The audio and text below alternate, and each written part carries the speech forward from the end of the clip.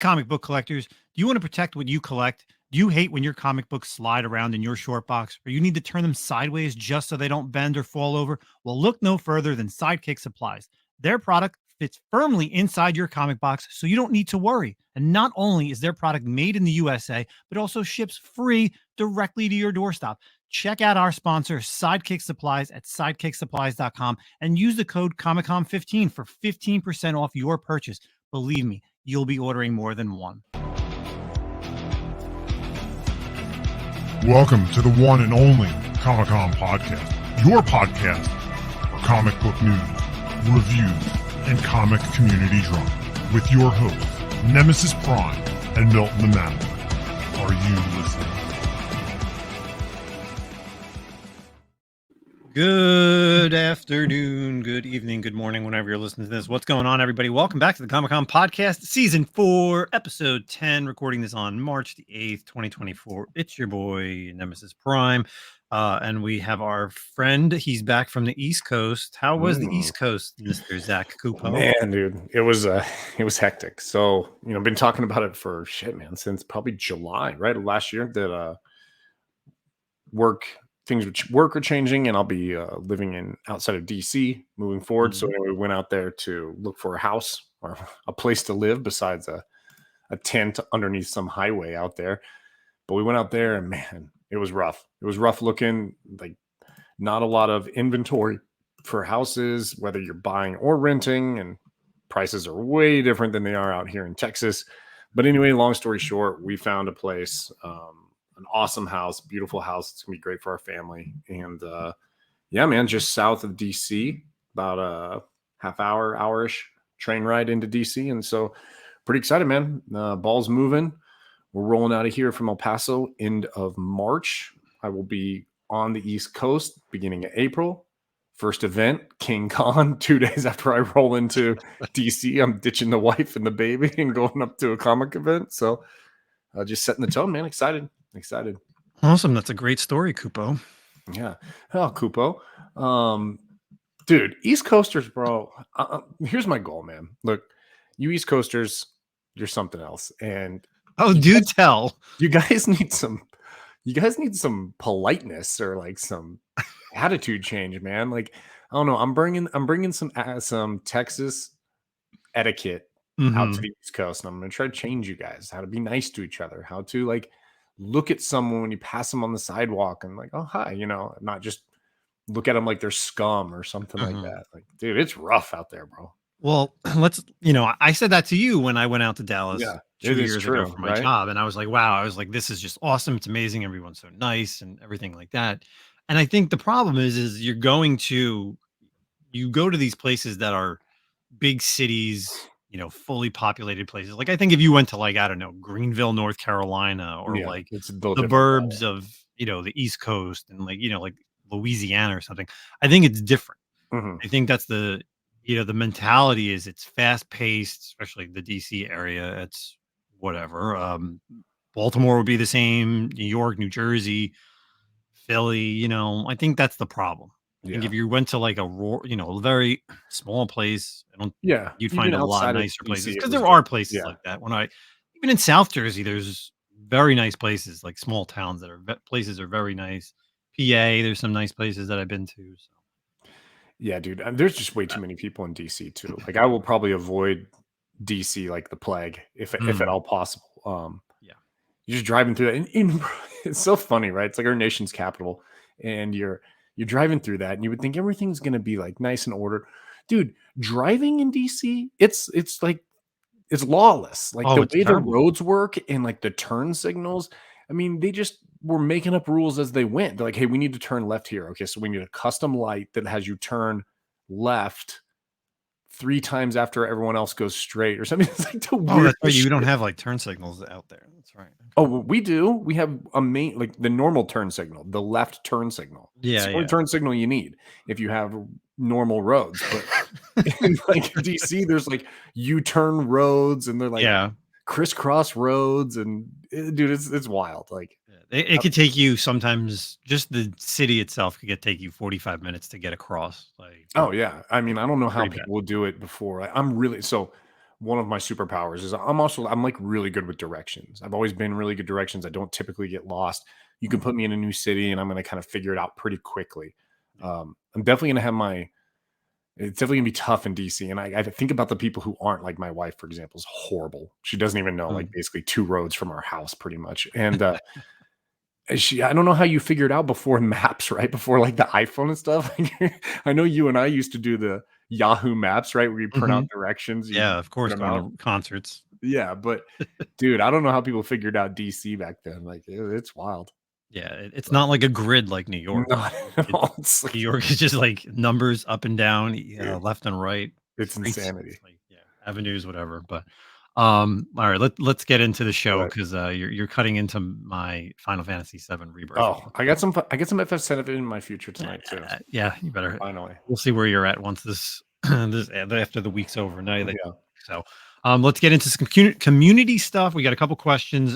First question comes to us. Do you have any faith in Zeb Wells turning around ASM, or do you feel a new writer would be better? Hmm. Zach, want to kick us off on that? Yeah, sure. I mean, like, most people probably listening who listen to us regularly know I'm not a big Spider-Man fan. I'm not reading a lot of Spider-Man, but I will tell you this: the reason when you brought up this question, I said I kind of had an answer to it was I saw like an ad in one of the current issues. Let me see if I can find it. Oh, it doesn't really matter. For an upcoming issue, and the front of the issue is, oh God, what's Ben Riley's name now? Chasm, Chasm, yeah, Chasm and Hallows Eve, and they're on like a rooftop or whatever, and he says something like Chasm on the cover says, "Well, finally we can time to torture Spider-Man," and then Hallows Eve says, "Can we just kill him already?" And I'm like, this is why Zeb Wells isn't going to turn it around. You're not doing anything new, bro. Like you're bringing back all these old characters. Like, when's the last new story? And this isn't just Spider-Man. You know, we talk about this all the time, but like, when's the last new, like, ingenious story for Spider-Man? I mean, I'm sure there's one after it, but I can really only think of the Superior Spider-Man storyline, right? Where like things were actually new. It wasn't like, hey, here comes a villain from the past. Granted, that was like Doc Ock. I get that, but it's not like the return of Norman or the return of Harry for the 9th time, or well, guess what? Here's like 4 symbiotes we haven't seen before. But I don't know, dude. They got to do something new with Spidey. I don't know. I don't have any faith. I don't. Yeah, you know what's crazy is to think that Zeb Wells used to be a great writer, right? He did a lot of good stuff. Yeah, he's over the years. good. Yeah, You just can't. It's almost like the same thing in like Batman. Like you can't put a bad writer on Batman. Like you need to put a top tier writer on these titles. And having Zeb Wells is not the greatest. Yes, his track record is great, but I don't think he has that, that next phase of Spider-Man's life. And that's the biggest thing, Yeah, right? Like right. we're actually seeing at least the progression in the Bat family with Batman, with like Chip, right? Because it's like whether it was Tinian or Chip taking it on, or anybody in between, they've always done like a different style, and it's still been good, and it's changed Bruce. Yeah. On the other flip side, you have Spider-Man, who has the villains, who has everybody who you can think of, and you can't get a good writer to lock down a great Spider-Man storyline. And that's why I think people are fluctuating to this Ultimate Spider-Man universe. Like, yeah, they need to go something back. different and good. They need to pick like an old, like I don't want to say like an obscure villain, but like a classic villain.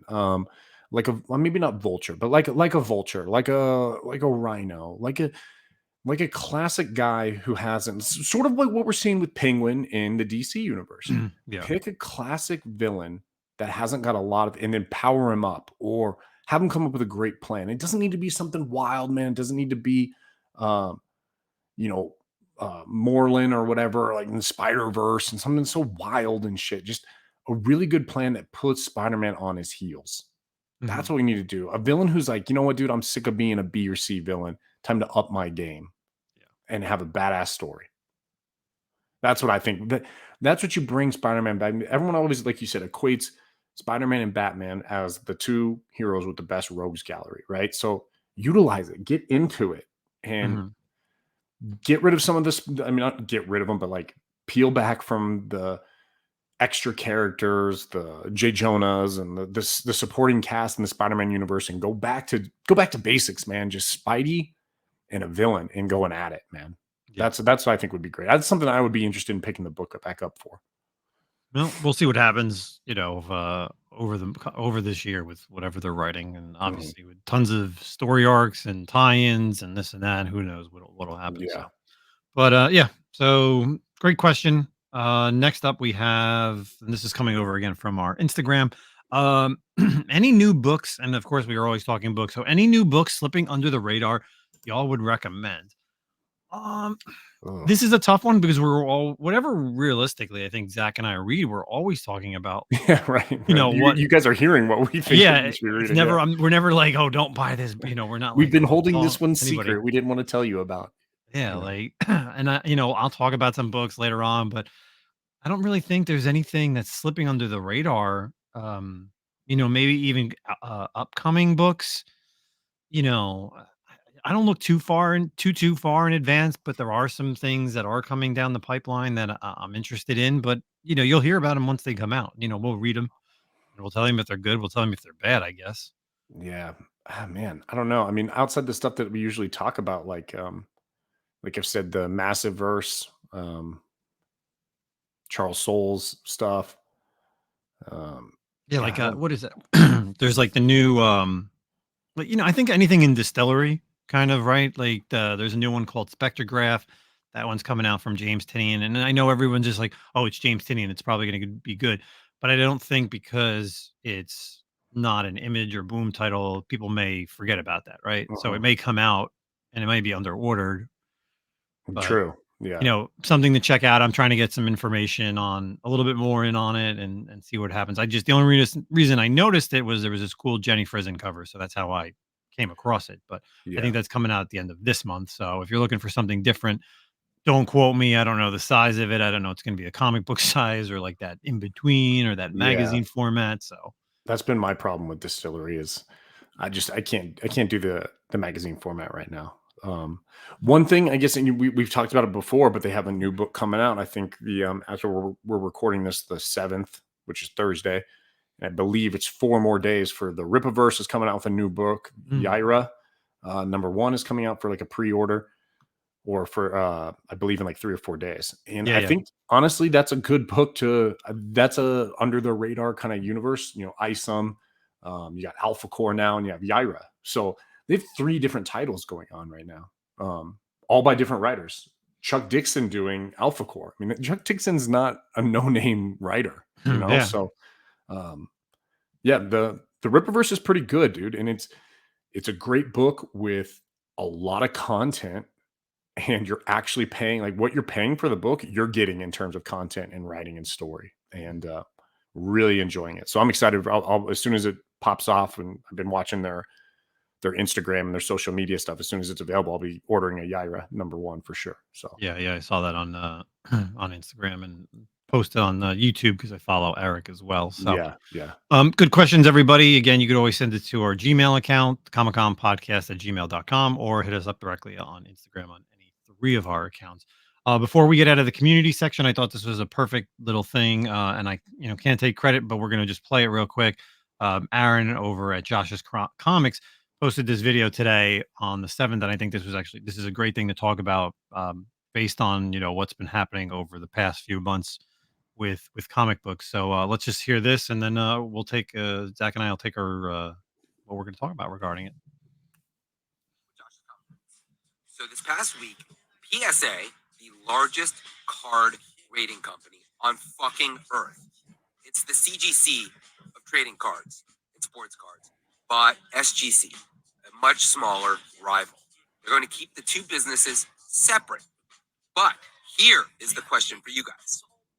What would happen if PSA and the combined SGC decide to grade comic books? Do you think it's time for another comic book grading company? And if so, why? I think it's a great thing. Competition is awesome. It makes everything better. Why? Because it holds people more accountable and it gives consumers more options. So please, let me know what you think in the comments below. And as always, Thank you for following me. And say no to FOMO. I love fucking Aaron. So yeah. Yeah. First off, before getting into the content of his message, Aaron lives in California, right? Because this dude is outside all the time. Oh, the yeah. weather always looks pretty good, Yeah, pretty damn good, right? I'm always like, nice out there. bro, it's December and you just like basic winter clothes on. So So yeah, do we need another grading company? I mean, especially if PSA, started that up, because again, you have all these grading companies for everything under the sun now. Right now, they're doing CDs and vinyls and tape decks, but comics, it's mainly what we have. CGC is the big monopoly, and then you get CBCS, and you get some other randos, who kind of gets in this like EGX, right? And there's that other PGX. There's that terrible, that terrible company PGX. But I would like to see that, because for the most part, like you said, like everybody goes to PSA for cards, right? That is the brand to go for. Now comics, everybody goes to CGC, but if PSA kind of stepped in and was like, listen, we're doing comics, I think you'd see a little bit of a change. I think people would invite the competition, and I think people would be, try something different, cooler cases, maybe not so many problems, because for the most part too, other than, I think, I say this now, recently someone bought a PSA 10 Charizard first edition, and it was trimmed. Ooh, So there was some rough. issues. Yeah. So there is some issues. Obviously, quality control, pretty shitty, but I think it would be I like the idea of competition, like Aaron says. So thoughts on it? I mean, I'm in a complete agreement with you guys, with both of you. I think competition is always a good thing.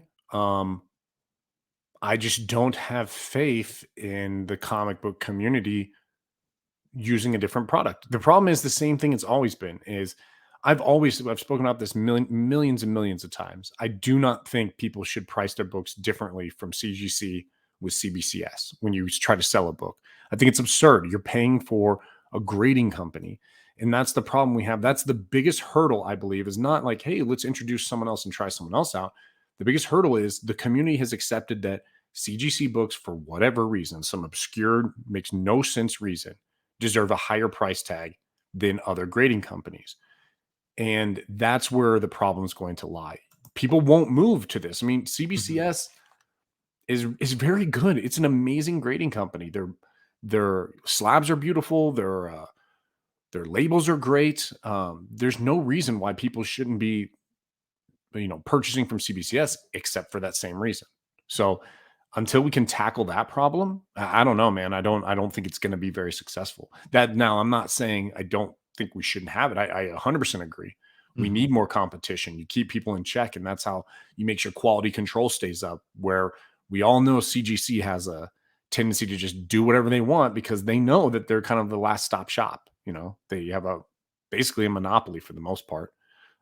This is almost like a callback to what we were talking about last week with the issues that Metropolis Comics is having, right? Like when Vince was saying something like, "Oh, well, modern books should be graded 9.6 to 9.8." So you're going to say that your grading on specific books, whether it's modern, silver and age, golden, is better than my grading. Like if you had the same book, literally, if we both picked it off of the rack at the same day, same shop, and they're literally, are you going to buy from me, or are you going to buy from them?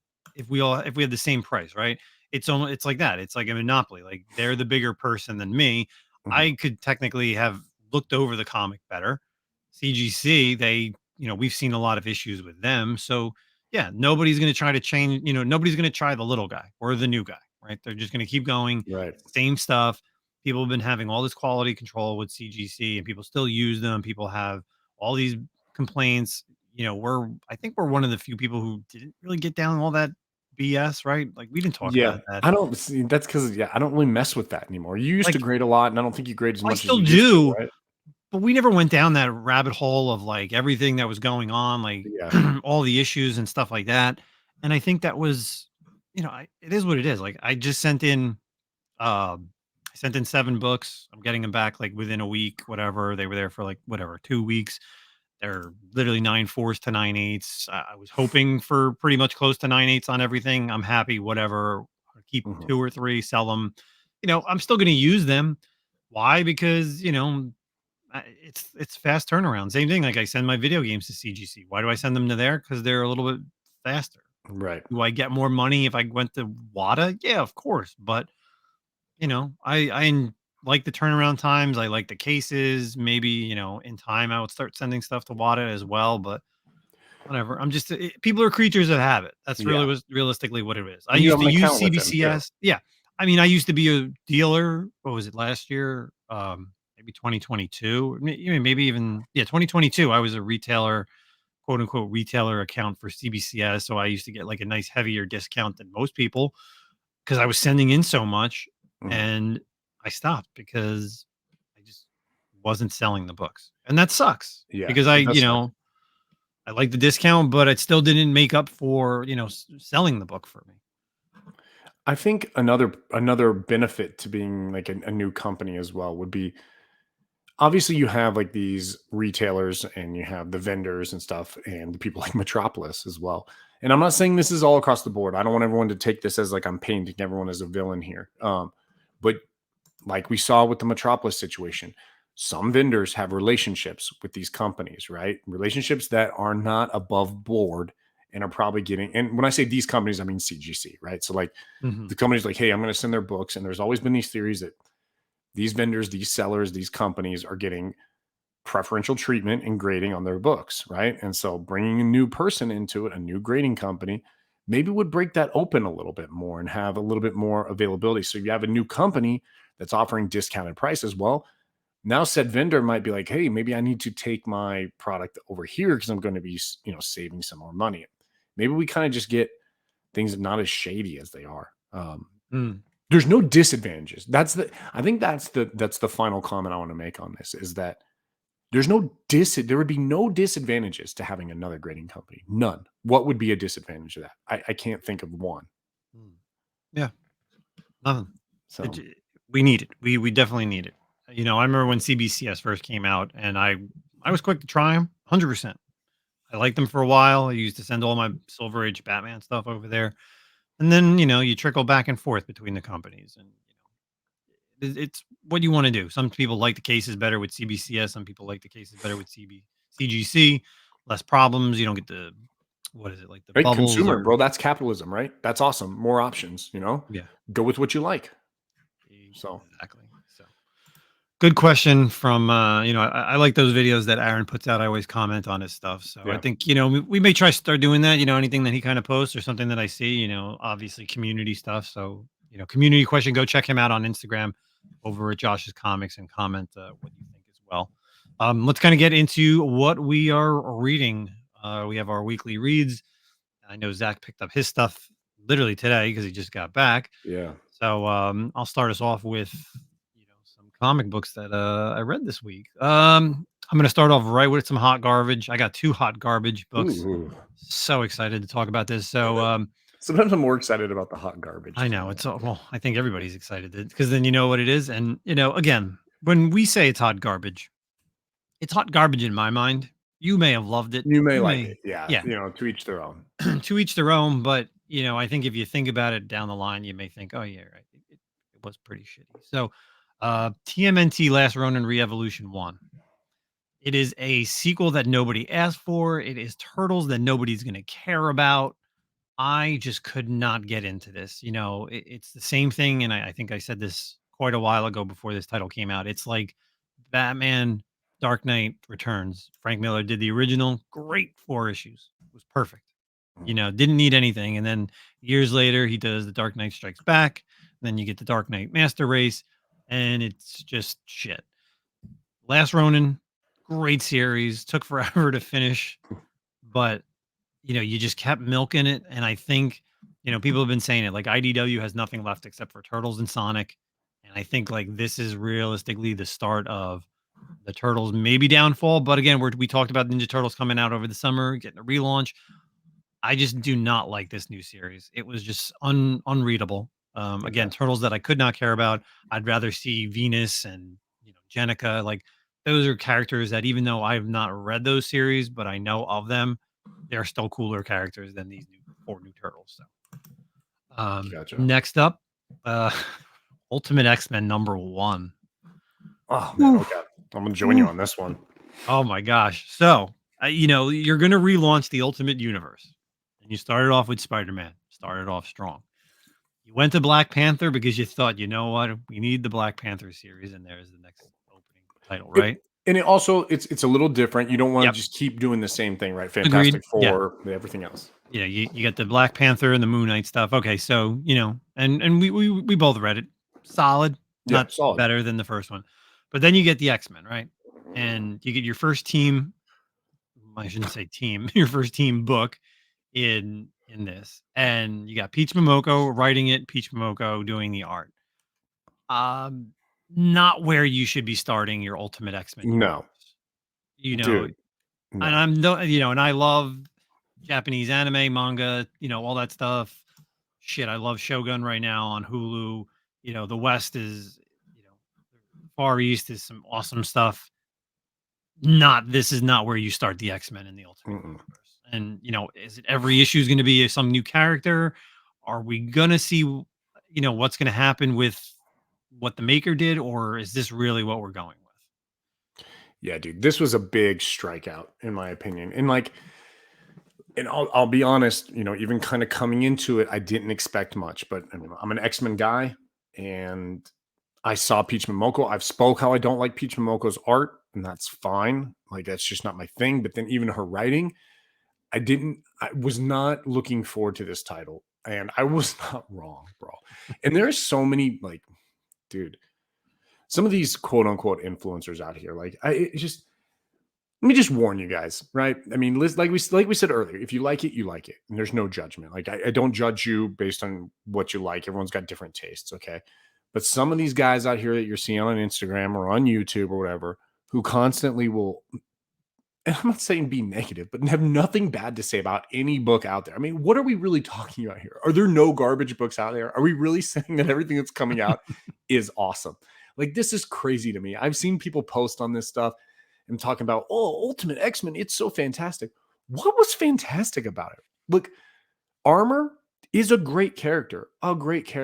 You made her, this loser at school who's picked on, and then there's some weird her friend was committed suicide. What about this was X-Men? What about it at all? She turned into her power because a car hit her. There's nothing there that had anything to do with mutants, with X-Men. Granted, I know it's #1, it's issue 1, but honestly, I mean, this is the character you came out the gate with, and then I think the next character is it's a brand new character.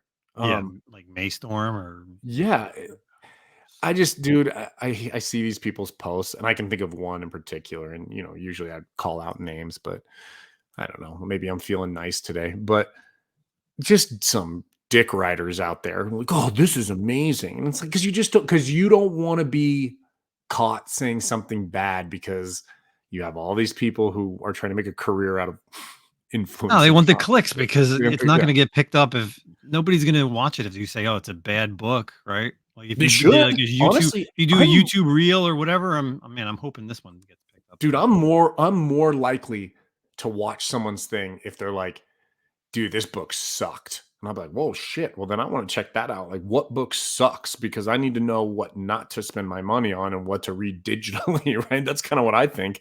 Yeah. So this was garbage. This was garbage, and I won't pick up another Ultimate X-Men book, unfortunately. Nice. All right. Yeah. Well, let's get out of the hot garbage and let's actually get to some books that I did enjoy. So, speaking of mutants, we'll stick with some mutant stuff. I actually enjoyed the new Ms. Marvel Mutant Menace. I don't know if you got a chance to read it. I didn't read that one yet. All right. So, Aman Vellani returning to her character, Kamala Khan, writing this other series, whether it's a mini or whatever it's going to be. So, I enjoyed it because so after the last series where she was over at Empire State, she's been a mutant. She returns to New Jersey, returns to Jersey City. And it's interesting because you're getting this dynamic of the people that love her because of the people that loved her as Kamala Khan, Ms. Marvel, what she did, what she had done, over the past many years. But then you also have all these people that hate her because of the mutant factor, right? Yeah. Like what's been going on in the X-Men universe and how people need to, use the app to find, oh, there's a mutant sighting, and I like this because you get an idea. Like she's been so solidified into Jersey City and into that part of her, culture, because you even get a lot of, the culture in this issue as well, that this is what you really needed that you didn't get in the last one. And she's torn. She's torn on, hey, do I go back to my old garbs of, what I used to wear instead of this X-Men stuff? She goes hiding into the sewers and you see some of the X-Men are there, and same thing. Like she doesn't. They tell her like, "Oh, be careful out there." And I think it's going to be a better series than the last one, in my opinion. So I liked it. I recommend picking it up. I was planning on reading it. I'm still gonna read it. Never been a big Ms. Marvel fan, but like I did like the last series, and we've talked about it a couple of times. Like I appreciate Iman Vellani kind of being a part of it and like really embracing the character, because she is one of the best things about Ms. Marvel, in my Yeah. opinion, both comics and MCU. Um, it's decent. It's X-Men, so I'll pick it up. And I agree with you. The last series wasn't bad. It was good. It wasn't horrible. It's the whole supporting cast thing, man. It kind of wears on me sometimes, right? Like every hero now has to have like this supporting cast, a guy in a chair, a tinkerer, like, and Yeah. Well, she's got like her friends. I mean, and her that's, friends. Yeah. I can remember a time where I felt like there wasn't that in comics, Yeah. right? Like their guy in the chair was another superhero, Right. right? Yeah. Like if you were reading DC, it was always like Justice League members. There was no other character, there was no like Everyone's normal got a human support that you, staff. And like, yeah. yeah. I feel like that all happened like when Smallville started. Like once they did that universe, Or Clark, Arrow. Arrow yeah, and really, then yeah, it what Arrow expanded really it. did. Yes, Yeah. then it truly expanded with like Arrow and Flash. But Yeah. originally, I think kind of Smallville started that up with, hey, True. we need to actually have non-supers around, Mhm. move the story and have him to Right. have someone to talk to. And like you Um, had that in Spider-Man, don't get me wrong, like back in the day, but you had like Jay Jonah and the rest of the guys in the Daily Bugle, but they weren't like guys in the chair. It was actually like showing like kind of the dichotomy of like his superhero life and his real life, right? He's like out here, oh, hey, I'm fighting these dudes, and then these guys yeah, are shitting on me at my job and my daily life, like but who did he never talk to he anybody never talked outside to of that, anybody, right? dude. Yeah, he Yeah, had to have made. He's juggling the life, he's juggling the girlfriends, which and that's how it should be, dude. I'm sorry, like you're a superhero. It sucks to suck, dude. You gotta like, who doesn't want to be a superhero, right? You gotta give them something that's like makes it hard. yeah, I don't know. Yeah, enough with uh, the supporting casts. yeah. Agreed. That's what they need to. That's what they need to reboot, reboot and get Yeah, out. reboot. So I guess we'll stick with a close Spider-Man character. So we got Venom 31. I was gonna talk Read about it. this one too. All Yeah. right, I'll leave it for you then. I'll leave you 31. Oh, okay. I mean, And then we I'll just can go talk to. about it together if you Oh, want. all right. So yeah, again, we've kind of talked about this last week with the whole like Venom War thing Mhm. and what happens with a writer, right? I think issue 30. I mean, I asked you, I was like, I don't really understand what Al Ewing's kind of doing, and then Torrin takes over, Mhm. and she just writes the symbiotes. She really knows how to write the symbiotes. And Carnage. Yeah, I mean, and just yeah. yeah. This is a little crossover event that I guess is going to be between just the Carnage books and the Venom books, with Carnage. So you have Carnage kind of going after Dylan, wanting to find out where Eddie is, basically like, where is he? And trying to Mhm. get underneath his skin. And I think it's just such a great written book. Like Yeah. she can write Carnage just in ways that I haven't seen Carnage written in so long. And Yeah. even the idea of Venom, like I feel like the lore is explored a lot more in this, like where Carnage kind of says to Venom, not Dylan, but like The how symbiote, yeah. the symbiote, like how he's hiding stuff from him and like just so much that you don't realize that has been going on throughout the years of, because for the most part, the Venom symbiote has either been Eddie or, all right, Flash Thompson like is a part, but it was never like, I felt like the true Venom, right? Right. So like the idea of like him hiding his memories from Dylan, hiding what he used to do in his past, but like Carnage being like, tell me what it is, tell me what it is, and then like ripping just the ideas of you need to bring me your father. And I love Cletus. He's just such a great character. So Yeah. thoughts?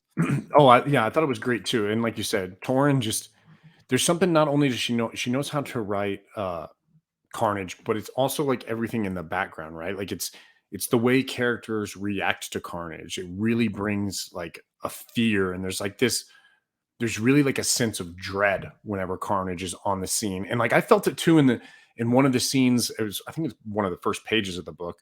There's a lot of like inner dialogue going on with each character, right? And she does that a lot. And he goes up against some guy. It's like a cop. They talk about, hey, he's the son of a cop. He followed in his father's footsteps, right? Mm-hmm. And you can just like then Cletus like interacts with the guy, and there's a sense of dread. Like, and like, dude, this ain't gonna end good for this guy. And like it's very, you don't see anything happen, but the dude got murked, right? Like it's rough. But yeah, dude, I like what you meant about the lore of like Venom. Like you said, it kind of delves into more the symbiote. And he talks about, hey, dude, like Carnage is straight up telling Dylan, has he told you about how he screwed up these people's lives? Like he screwed up your father's life. He wanted to commit suicide. He screwed up your mom's life. She murdered people. Yep. Like he murders. The symbiote murders. He's not a good thing. So yeah, I really liked that as well. I don't know, where it's going at the end. I think we both kind of agree what Al Ewing's been doing. Beyonder. Yeah, this whole like metaphysical kind of situation with Venom is getting a little tiring for me. But I'm excited because Torrin's there, and dude, she's crushing it. So yeah. And then it's not because we had her on here on the podcast. It's that was just icing on the cake, to be honest. It's just great writing. I absolutely great love writing. It. So, and then I guess final book. I'll jump into a DC book. So a book that I probably didn't even know was coming out. The Batman First Night. Interesting new mini series. It's basically set in the post depression. It's set in the 30s. It's kind of almost like a year one, but not obviously time frame, because Batman did come out in the late 30s. So you get this like post World War I, entering into World War II with the Nazis. It's taking place in Gotham City, and it's in a Gotham City that's would rival our own universe at that time. So things are spoken about like, oh well, there's these mass either murders or things that are happening, and they're blaming the Nazis. And it's like, that's something that you never really would hear in Gotham City. Like they don't ever bring up like real world issues, right? In especially Gotham, because it's a made up city, but they don't really bring up that stuff, in the DC world too much. So it's got Batman, it's got James Gordon, and the thing is, it has this villain and it has this horror aspect to it, but you don't know who it is, and it doesn't even have to be any one of his main rogues. The way it's brought about is it's actually like an older Batman story from the early detective stuff, just almost modernized for our time. So good little issue. I don't know if it's going to be like a 6-issue mini or something like that, but I thought it was pretty good. It's got some, like I said, a lot of horror stuff. So definitely check it out. The Batman, the First Night, #1. So cool. What about you, man? Yeah, so I read all the books except for last one I got to read is Star Wars High Republic #4. So some honorable mentions, I guess, were Weapon X-Men. I kind of spoke about this a couple weeks ago. It was going to be a mini series, almost like an Exiles type series, with different Wolverines from different universes. Of course, you got Old Man Logan, you've got Age of Apocalypse Wolverine, and you've got like a zombie Wolverine. You got a fat Wolverine. Yeah, I read it. It's kind of funny. And then Jane Howlett, she's from like 1909 or something like that. It's not bad. It's not great so far. And honestly, I've never been a big Onslaught fan, and that's kind of the villain they're going after. But it's cool to see Old Man Logan again in AOA Wolverine. I love him. One-handed Wolverine. So does honorable mention. I talk about it a lot. Radiant Black 28 and 28.5. So it's really cool. They're still doing this thing where 2 issues come out. And you don't know who the who is. So it's each one is like a different. Is Nathan or I'm a mind blank right now, or the other guy, Nathan or the other guy. And it's actually like completely different stories. Like it's not just panels just made with the one character in there. It's completely different. Like there's not in the early ones, maybe like 26, maybe 25, 26. It was a little bit more similar, but now we're kind of getting a little bit more astray. So They're completely two different books. Really enjoying that, thinking that's fun. And then I don't remember if you talked about this last week. You might have, but if so, I'm coming back to it because I just read it recently. It was the Animal Pound #2. I did not. No. Okay. So Animal Pound #2, it's cool. It's very did you read this issue? I probably forgot about it. Okay. It's probably bogged on with like a bunch of other books that need to go. So, I'm pretty sure we talked about Animal Pound #1 when it came out, and basically these animals in the pound are on their own, and they've now created like a system of how they're going to adapt. But of course, they're coming into issues of like, we don't have any food, and so they have to basically create like a government. And so you've got the dogs, the cats, and the rabbits. And the book book 2 starts off with like a dog killing a rabbit because he's hungry. And so they build like a Congress, or if you will. It's like they almost have like the executive, judicial, and like Senate branch, or executive, judicial, and legislative branch, right, of the government. It's very, very like similar to politics and what's going on. It just, there's definitely like a sub level, like it's very not subtle. It's actually right there in your face, but mirroring like human politics with these animals, and even at like the most basic level, because they're animals, right? They're talking about security, food. And if you break down everything that goes on in our world, I mean, what else are we really talking about? Security and food, right? Those are the two most important things in your life, in every human's life. So yeah, it's good. It's really good. They even vote, bro. They even have like a voting system. So like at one point they vote, hey, we're gonna either vote on if you like the way we're gonna vote, and then if you do like the way we're vote on who you want to win. And then they talk about how it mirrors like, the Republicans and the Democrats. Like obviously the cats are going to vote for the cat, and all the dogs are going to vote for the dog. But then they come up with a system of like literally weighing whose vote means more. So because obviously dogs are bigger, they need more food, but they also provide more security. So the like the actual weight of your vote is based on the weight of the animal. But there's more rabbits, so like, right, they may not weigh as much, but because there's more of them, the weight is so. It's very interesting, dude. It's cool. It's kind of fun. So. Yeah, I gotta get back onto it. I definitely have it. I just haven't read it. Yeah. So Animal Pound was good, and then Edenwood. That's probably my pick of the week. Maybe a couple of weeks old because it came from DCBS. Edenwood #5. Supposed to be a 5-issue series, and it looks like they're going to do a little bit more. I actually do want to go. It's a little bit of a confusing story. I think I plan on, when I get a chance, I want to go back and read all 5 issues back to back now. But the art from Tony Daniels is amazing, and I really like the opportunities this story may go to, or like what it could provide. And it's already going to come back. I can't remember, at the end of the book, it says maybe in the summertime, the next arc will start. But really liked Edenwood, and definitely suggest. Maybe that's another one that's maybe underneath your radar that we were talking about earlier. Check out Edenwood. So, nice. So cool. Awesome. Good books all around. Yeah, I definitely going to read Animal Pound. I definitely have some books on my stack that are piling up that I haven't read and probably could be talking about. So let's kind of move out of the currently reading stuff, and we'll stick with some comic books. So comic book articles. So 2 titles coming up that you should be picking up. So the Energon universe is growing. We have some upcoming miniseries coming from Skybound Entertainment. So the first of them is going to be Destro, written by Dan Watters, and art is Andre Bresson, changing the balance of power in the Energon universe forever in a new G.I. Joe miniseries. Destro #1 is coming out June 17th, right after the Cobra Commander series ends. And to follow up with obviously the bad guys, you got on the good guys side, you have Scarlet #1. Yo, Joe, Scarlet #1 going to be written by Kelly Thompson, art by Marco Ferreri. So you got Scarlett O'Hara is about to take on the most dangerous Black Ops mission of her career, launching on June the 5th of 2024. So as we've seen with Void Rivals, Transformers, the Duke, the G.I. Joe stuff, we're continuously growing all these characters in this new Energon universe. And I know there's an Energon universe one-shot coming out. So thoughts on these characters, and what can we look forward to in 2023? Wow, 2024.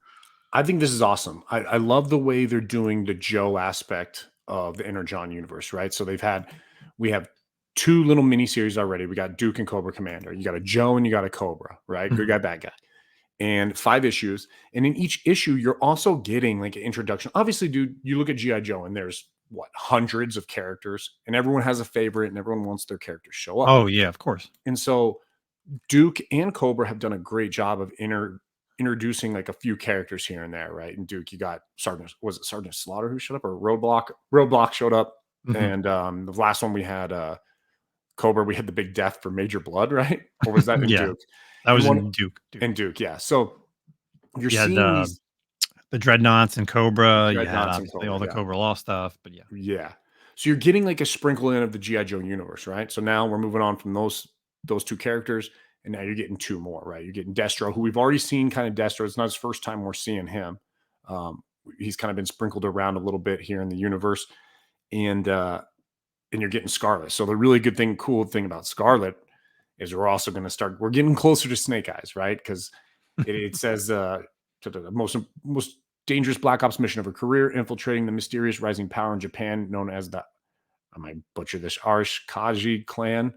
Her one lead is her former partner, Jinx, right? So now we're getting a little bit closer to Snake Eyes. Obviously, everyone's wondering, he's like the Wolverine of G.I. Joe, right? Everyone's like, of course. How do you have G.I. Joe without Snake Eyes? So we're getting closer to him. We're getting closer to, all that kind of fun ninja stuff. And then Destro also, you're getting the twins, bro. You're getting Tomax and Zamet. That's awesome. Like those are 2 great characters as well. I really love how they're doing this. They're kind of keeping it concise, and you're getting this universe. It's not just boom, here's Cobra, here's G.I. Joe. So I think it's great, dude. I'm excited. Yeah, and I like how they're introducing a few characters. Again, they trickle in these characters. They give you a tease. They're not giving you everybody all at once, and right. You don't know, right? Because there's so many characters, and that's the one thing that I feel like, especially when I was reading Transformers a lot on the IDW side, is you'd have a plethora of Transformers in an issue, and you won't even know who is who. And if you don't remember, or you weren't paying attention from like 3 miniseries ago, you're like, you didn't get enough. Person? Yeah. You never got enough of the characters you wanted. It's like literally less is more. Yes. And especially with the Transformers stuff, like, I'm fine. Like, give me just a half a dozen on one side and a half a dozen on the other. I'm fine with that. Yep. You don't need to be, bringing in like 20 Decepticons, 20 Autobots to this big battle, because someone realistically will need to die. And I feel like that's the one good thing is what they're doing with Skybound. What they're doing is taking these characters, and even if it's a character you loved, hey, no, they could be gone. It's kind of like a Game of Thrones type of thing. Stakes are high, man, and that's the way to have it, So, check it out. I love Energon Universe, dude. I love Void Rivals. I know that's probably the title people are kind of like, because everyone's there for Transformers or G.I. Joe, right? But I think Void Rivals is awesome. And Void Rivals 7 came out this week. Yep, 7 just came out. So I'm waiting for that one to come in the mail, but I'm excited to read that. So I guess with these coming out in June, and then we'll get 5 issues of that. For you, who would you like to see after that, or even on the Transformers side? Obviously they are continuing the ongoing. Who's kind of someone that you'd want to see maybe like a little mini series for, whether it's good guy, bad guy for Transformers, either or anybody, any of this universe. I'd like some more like individual. It's tough, dude. I like what they're doing with Joe in the mini series, right? For really focusing on like a character. In Transformers is very strong, but let's be honest, you've really only got a lot of like Optimus, which you knew you're going to get, and you're getting a lot of Starscream. We're not seeing a lot of like the Decepticons aren't getting a lot of play. The Autobots are definitely getting a little bit more, which is always kind of was in the cartoon as well, right? The good guys always got a little bit more attention. I'd like to see more Jazz, obviously, with the Autobots. I've always liked Wheeljack a lot, so there's a lot. I mean, dude, throw a rock. There's so many, right, that I want to see more of. It's tough. The Joe stuff, it's unfortunately I'm like the basic bitch also, dude. Like I want Storm Shadow and I want Snake Eyes. I was actually shocked that they didn't do a Baroness. Like I couldn't believe the announcement wasn't going to be a Baroness. So I like that though. I like that you're seeing the Baroness in Duke, right? Yeah. So you're getting some of her in there. And just like, I can't even remember, where did we see Destro? In Void Rivals, I think. I think Destro showed up in Void Rivals first. So we've seen Destro, and now we're getting him. I think it's a good look because we haven't seen Scarlet yet, I don't believe, right? No, I don't think she's been in anything. So I think that's cool. I like how they're just bringing, boom, here's a character that you haven't seen. It's a very big marquee character, and they're operating in a different like area, but you can kind of already know that probably by the end of her mission, she's going to meet up with like the Joes, right? It's kind of like a formation type thing or something. And that's more realistic. So yeah. Yeah, I like it. So yeah, coming out in June, be sure to be picking up these titles. You got Destro #1 and Scarlet #1. So for the Joes and the Cobra side. So last article before we get out of here, we have one over at CBR.com. So the new X-Men 97 poster unveils episode titles and release schedule. So we just posted this over on our Instagram as well. So the latest poster for Marvel Studios' highly anticipated X-Men 97 series reveals the titles for the upcoming DC animated revival. So we have a nice little 2-issue premiere starting on March the 20th, going all the way until a 3-part season 1, I guess you want to call, finale of a 3-parter called The Tolerance is Extinction. So what can we expect from X-Men 97 this year? We have obviously some of the returning cast, but a lot of new people coming in. A lot of the characters, we've seen the one trailer. We've seen Cyclops running this team now. Different Magneto. Get a little bit of an older crew, right? I feel like they've aged a little bit since the X-Men. What was it, 92, 93, something like that. But yeah, I'm looking forward to this. Obviously, going real quick down the line. To me, my X-Men and Mutant Liberation begins. Obviously, that's going to be the big thing with Cyclops. Fire Made Flesh, Otendo, Life Death Part 1, Remember It, and then it skips and it does Life Death Part 2, Bright Eyes, and then, like I said, The Tolerance of Extinction. I'm wondering if we're going to get a more centralized season, unlike how the original X-Men was. Like every issue was or every episode was almost like an issue, right? Like here's a new character in the story. Or are we just going to get a very focused story on just these X-Men and not really introduce anybody new that you don't really know about? Because I know like Sinister is supposed to be the villain, right? Is that where they're I guess that's where realistically I'm thinking we're going for the Tolerance of Extinction. That's what it seems like. That's kind of what the information has come out. It seems like it's leaning towards the Sinister, right? So, yeah, I don't know. The titles aren't really giving away a ton. Life Death is probably the one that kind of gives away the most. Obviously, there was the Chris Claremont, story, Life Death, which dealt a lot with Storm and Forge. I think there was like a Mojo type Spiral Lady Deathstrike thing going on in like Dazzler. So, those are some like pretty classic stories. So maybe we'll see some of that in there with that title.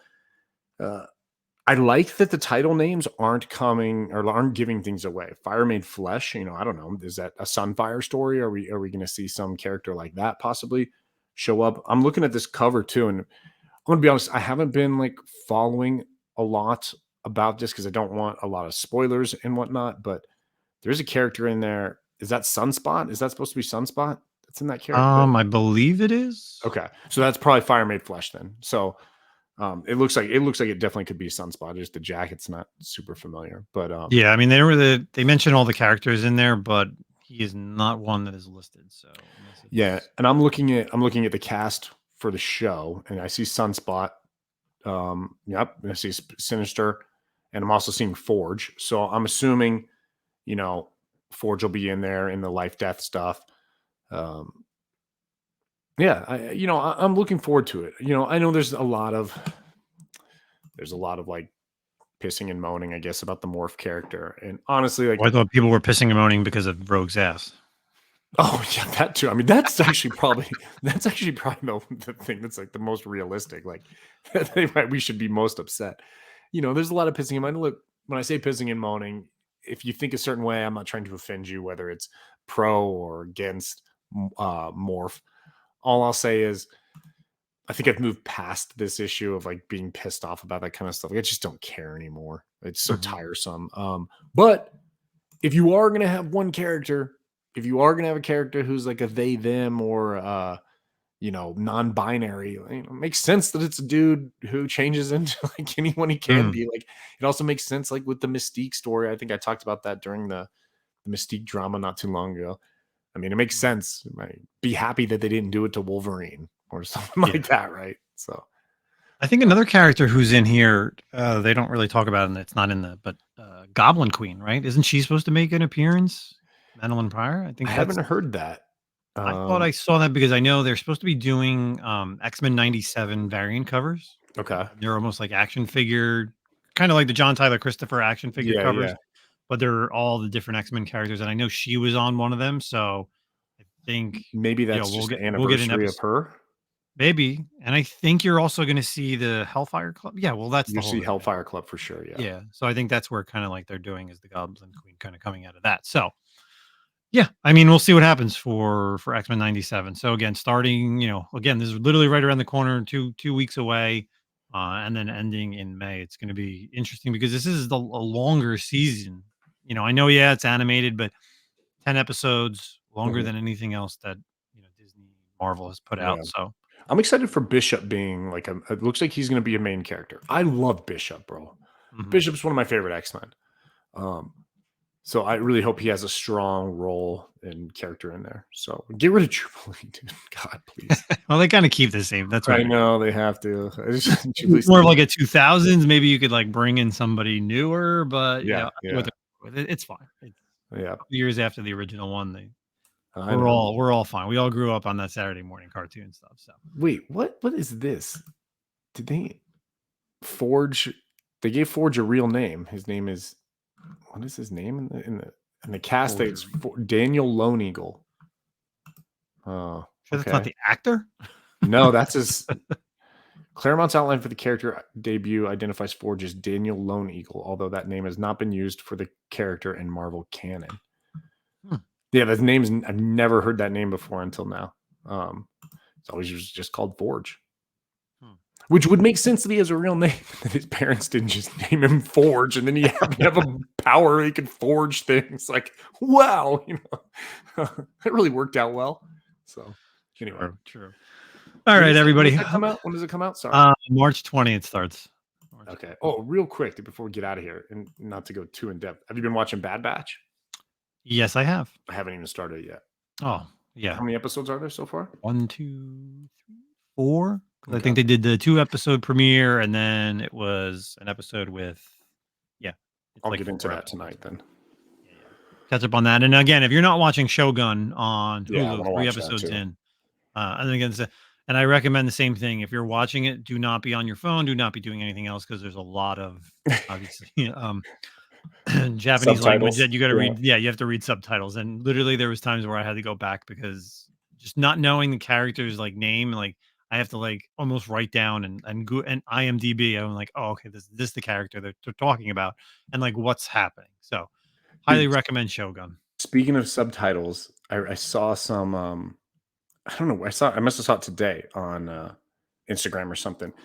And it was saying that Gen Z and millennials, the majority, like a really strong percentage, whereas millennials and Generation Z can hear just fine, but 63% prefer subtitles.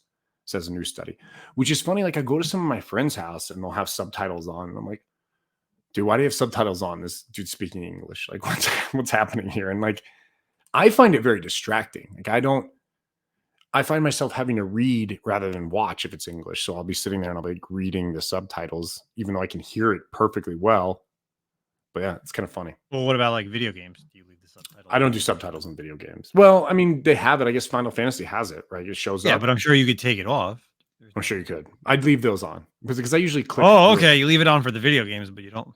So you know what I do for the video games for the most part? First time around. I'll read it and like before, because the person I read faster than that guy talks. So I'll read and then I'll boop, boop, boop, and I'll read through it and I cut off. Oh, of course. I do the same thing. I totally cut off the voice actors. Oh.